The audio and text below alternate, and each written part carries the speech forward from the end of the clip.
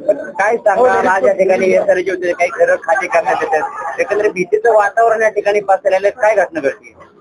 मी इस्माईल खाजा हुसेन संगम, अण्णासाहेब मगरनगर पुनर्वसन कृती समितीचा अध्यक्ष.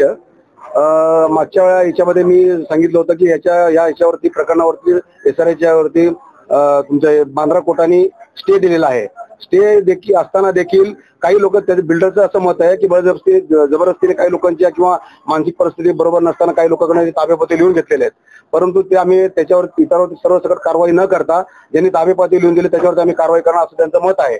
पण आता पोलीस स्टेशनला आम्हाला बोलवलं होतं आणि पोलीस स्टेशनमध्ये आमचा असा विषय झाला की जे स्वतःहून जर खाली करून देत असेल तर आमचा काही विरोध नाही, परंतु ज्यांनी ते हे केलेलं आहे आणि बळजबरीने ते ताबा लिहून घेतला आणि त्यांना ते पाडून देत नाहीत तर कृपया त्यांचं घर पाडू नका. आणि पोलिसांनी असं आश्वासन दिलं आम्हाला, पण त्यांनी ताबापत्री लिहून दिलंय असेल तरी आम्ही त्याचं मनाई करत आम्ही पाडून देणार नाही. पण आता बघा माझे आता त्यांनी स्वतःचं घर पाडायला लागलं, त्यांनी त्या माणसाची हरकत आहे की माझं घर तुम्ही पाडू नका, माझं जे काही निर्णय होईल कोर्टाच्या नियमानुसार ते होईल. आता ज्यावेळी इथल्या काही स्थानिक लोकांनी त्यांना सहमती दिलेली, स्टॅम्प पेपर केलेली, तिथून काही लोक चेक घेऊन आले, त्यानंतर सहमती केल्यानंतर त्या घरांच्या लोकांच्या घरावरती कारवाई करत असतील किंवा खाली करत असतील, आता इतर घरात ते ढकला होत आहेत का? नाही, कसं असतं माहिती आहे, एकूण झोपडपट्टी म्हणजे 328 झोपडीधारक आहेत. त्या झोपडीधारकापैकी फक्त 192 लोकांना त्यांनी काय केलेलं पात्र दाखवलेलं आहे 70% रेशो दाखवण्यासाठी. आणि त्या 192 मधून लोकांमधून त्यांनी जवळजवळ 60 लोकांचे बोगस म्हणजे तो राहायला निगडीला आहे, त्याचं इथं काहीच नाही, तर त्या माणसाला बोलून त्याला पात्र केलंय आणि त्याला चेक आणि पैसे दिलेले आहेत. आणि एकंदरीत या जागेवरती कोर्टाचा स्टे आहे, ते असताना काही घरं खाली करता येतात का? नाही, स्टे आहे, परंतु पोलिसी बळाचा वापर करून ते पोलिसांना काय सांगतात की स्वतःहून त्यांनी मला ताबापावती दिलेला आहे. परंतु ताबापावती दिला असताना ते लोक काय, एका दोघांना मी विचारलं, ते काय म्हणतात माझी मानसिक परिस्थिती बरोबर नव्हती आणि माझ्याकडनं फक्त लिहून घ्यायचे आणि मला पैसेही नाही दिले, त्यांचं असं मत आहे. आता ते तुमच्या समोर बोलतील ते, तर त्याच्यामुळे मी आता तुमच्या मार्फत सांगू इच्छितो शासनाला किंवा एसआरच्या अधिकाऱ्यांना, तुम्ही जे काय कारवाई करणार आहात ना ते नियमाप्रमाणे करा. आम्ही एसआरच्या विरोधात नाहीये, पुनर्वसनाच्या विरोधात नाहीये, परंतु सगळ्या लोकांना घरं मिळाले पाहिजेत. जे लोक 150-200 लोक घरापासून वंचित आहेत, जे मूळ फोटोबाजधारक आहेत, ते त्यापासून त्या प्रकरणापासून म्हणजे या प्रोजेक्ट मध्ये लांब आहेत, त्यांच्यावरती अन्याय होतो ना. त्यासाठी माझी अशी हे आहे की ते सरसकट कारवाई न करताय ना जो निर्णय होतो तोपर्यंत त्यांनी थांबव. एकंदर कोर्टाचा निर्णय कधीपासून नाही, काही चर्चा झाली का तुमचं? कोर्टाचा निर्णय हा 2024 पासून चालू आहे. त्या 2024 ऑक्टोबर पासून स्टे आहे. त्या स्टे नुसार त्यांनी काही कारवाई केलेली नाही आणि त्यामध्ये काही कारवाई करता येत नाही. परंतु बिल्डरचं काय म्हणणं आहे की तो लोक स्वतः माझ्याकडे ताबा दिलेला आहे, पण आम्ही चौकशी केली असता असं लक्षात आलं की काही लोकांनी त्याला दिलेलं आहे. पण आता त्यांचं मत आहे की मला फसवणूक करून घेतलेली आहे, मी काही खाली करत नाही घर, असं त्यांचं आता मत आहे.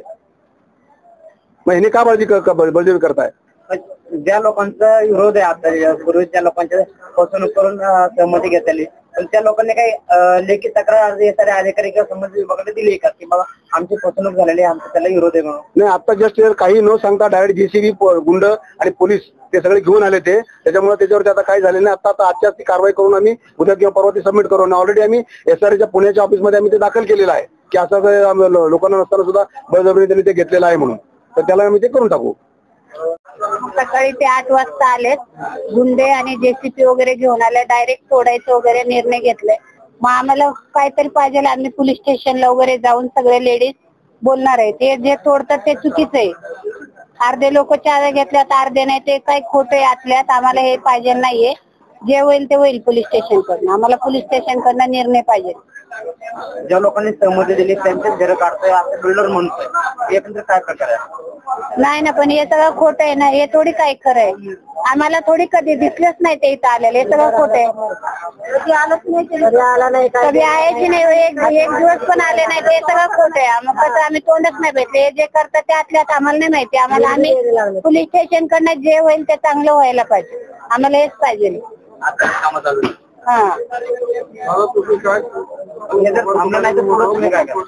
नाही थांबवा ना, आता तुम्ही एवढे मोठे तर पोलीस लोक काय कामाचे, मग हे थांबवायला लागलच ना त्यांना.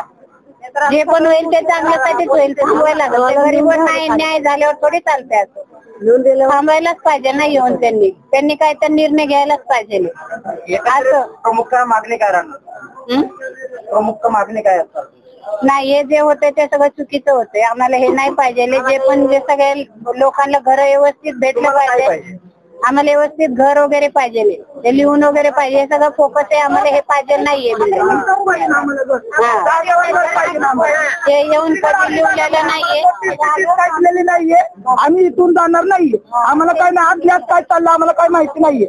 आम्ही लहानाची मोठे इथंच झालं, इथंच राहतो, आम्हाला इथंच घर जागेवर घर बांधून पाहिजे.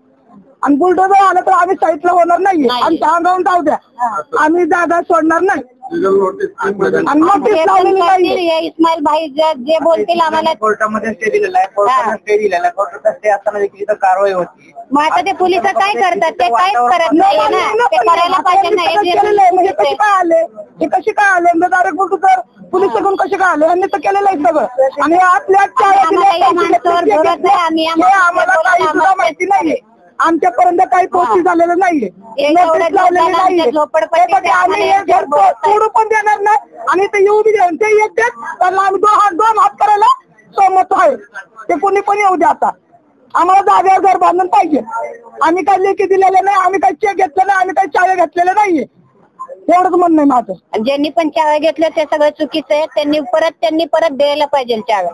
हे काय फायदा आहे. मग जर झोपडपट्टी सोडून गेली मग इकडे यायचं नाही आणि ते 2-3 घरातच बिल्डिंग बांधून आणि त्यांना तिथंच राहू दे.